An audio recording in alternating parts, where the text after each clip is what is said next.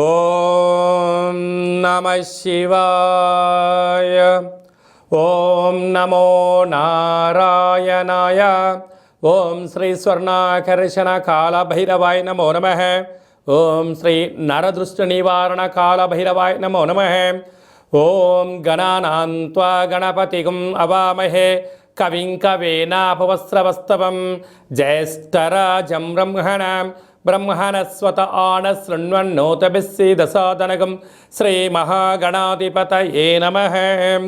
ఓం ఆదిత్యాయ సోమాయ మంగళాయ బుధాయ చ గురుశుక్రశనిభ్యశ్చ రాహవే కేతవే నమో నమః. హరి ఓం. మా ఛానల్కి స్వాగతం. చూస్తున్న వీక్షకులకు ప్రేక్షకులకు ప్రియ కాలభైరవ భగవద్బంధులకి స్వాగతం పలుకుతూ మమ్మల్ని ఎంతగానో ఆదరిస్తూ ఉండబడినటువంటి ప్రియ సోదరి మనులకు అందరికీ, సనాతన ధర్మ సంరక్షకులకు అందరికీ కూడా నూతన తెలుగు ఉగాది పండగ శుభాకాంక్షలు. శ్రీ క్రోధినామ సంవత్సరంలో అందరికీ నిండు నూరేళ్ల ఆయురారోగ్యాలను ప్రసాదించాలని, వారాలు 7, తిథులు 15, నక్షత్రాలు 27, రాసులు 12, లగ్నాలు 12, మహర్దశలు 9, అలాగనే షడ్రుచుల సమ్మేళనమే 6 ఋతువులతో కూడుకున్నటువంటి తీపి, కారం, పులుపు, చేదు, వగరు అనేటువంటిది ఎలా ఉంటుందో మనిషి జీవితంలో కష్టాలు సుఖాలు ఎప్పుడు ఉంటాయి.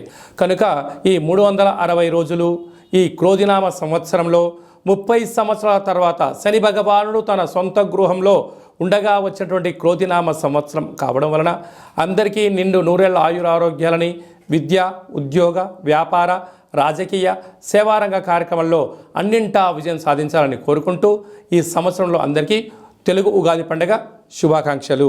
ద్వాదశ రాశిలో గ్రహ గమనాన్ని ఒకసారి వీక్షింపచేద్దాం.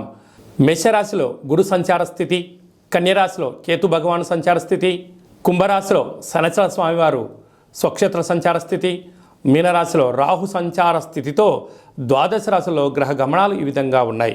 అలాగనే మనకు 26/4/2024 సంవత్సరంలో అనగా ఈ తెలుగు ఉగాది పండగ తదనంతరమే గురువు మేషరాశిలో నుంచి వృషభ రాశిలోకి నర్మదా నది పుష్కర సందర్భంగా గృహ మార్పు ఉందని చెప్పి గమనించాలి. ఈ క్రోధినామ సంవత్సరానికి అధిపతి రాజు అంగారకుడు. ఎందుకనగా ఈ సంవత్సరము మనకు తెలుగు ఉగాది పండగ మంగళవారం రోజు అవ్వడం వలన, మంగళవారానికి అధిపతి కుజ భగవానుడు అవ్వడం వలన, ఈ సంవత్సరానికి రాజు కుజుడు అవ్వడం వలన నిత్యము అనేక మంది క్రోధము, ఆవేశము అనేటువంటి పరిస్థితుల్లో ఉండడము, ఎర్రటి నేలలు, ఎర్రటి పంటలు బాగా పండడము, అద్భుతమైనటువంటి కందులు, మిరప, ఎర్రటి నేలలు, సంపూర్ణమైనటువంటి ఆహార ధాన్యాల ఉత్పత్తులు చాలా అద్భుతంగా ఉంటాయని చెప్పి కూడా గమనించగలగాలి. మేషరాశి వారికి ఈ సంవత్సరం ఆదాయ వ్యయాలు ఎలా ఉన్నాయో, రాజపూజ్యం అవమానం ఎలా ఉందో సవివరంగా సంపూర్ణంగా తెలుసుకుందాం. మేషరాశిలో ఏ నక్షత్రాలు వస్తాయంటే అశ్విని నక్షత్రంలోని 4 పాదాలు, భరణి నక్షత్రంలో 4 పాదాలు, కృతికా నక్షత్రంలోని 1 పాదం కలిపితే మేషరాశి. మేషరాశి యొక్క అధిపతి కుజుడు. ఈ సంవత్సరం రాజు కూడా కుజ భగవానుడు అవ్వడం, అలాగనే సస్యాధిపతి నిరసాధిపతి కూడా కుజుడే అవ్వడం వలన మేషరాశి వారికి అద్భుతమైన చాలా మంచి కాలం ఉందని చెప్పి గమనించగలగాలి. ఎందుకనగా రాశాధిపతి రాజు అవ్వడం వలన మన ఇంట్లో మన అన్ననో తమ్ముడో రాజు అయితే మనకు ఎంత బలం ఉంటుందో అలాగా మేషరాశి వారికి కూడా అంతే యోగం, అంతే రాజ సన్మానాలు ఉన్నాయని చెప్పి గమనించాలి. వీరి యొక్క ఆదాయం 8, వ్యయం 14. చూడండి, ఆదాయం 8 రూపాయలే ఉంది, కానీ వ్యయంకి వచ్చిన 14 రూపాయలు ఉంది. అనగా -6 ఉన్నారు అంటే అధిక శ్రమకు ఖర్చు పెట్టాలి, దుబారా ఖర్చులు తగ్గించుకోగలగాలి, వ్యసనాలకు దూరంగా ఉండాలి, మితిమీరిన వేగంతో ప్రయాణం చేయరాదు. మీ యొక్క జన్మ నక్షత్రం రోజున అష్టమి, పూర్ణిమ, అమావాస్య తిథుల యందున ఈ సంవత్సరము మీరు దూరావాయు జల ప్రయాణాలు పెట్టుకోకపోవడం ఉత్తమోత్తంగా భావించగలగాలి. ఎందుకనగా ఖర్చు 6 రూపాయలు అధికంగా ఉంది.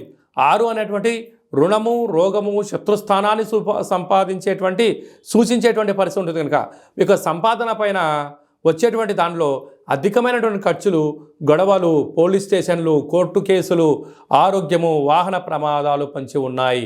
తస్మా జాగ్రత్త అని చెప్పి గమనించగలగాలి. అలాగనే రాజపూజ్యం 4, అవమానం 3. మీరు గృహంలో కానీ, రాష్ట్రంలో కానీ, దేశంలో కానీ రాజకీయ భవిష్యత్తుకు మీరే కేంద్ర బిందువు అవుతారు. కొత్తగా నాయకులకు ఈ యొక్క సంవత్సరం మంచి మీకు స్వాగతాలు ఉంటాయి.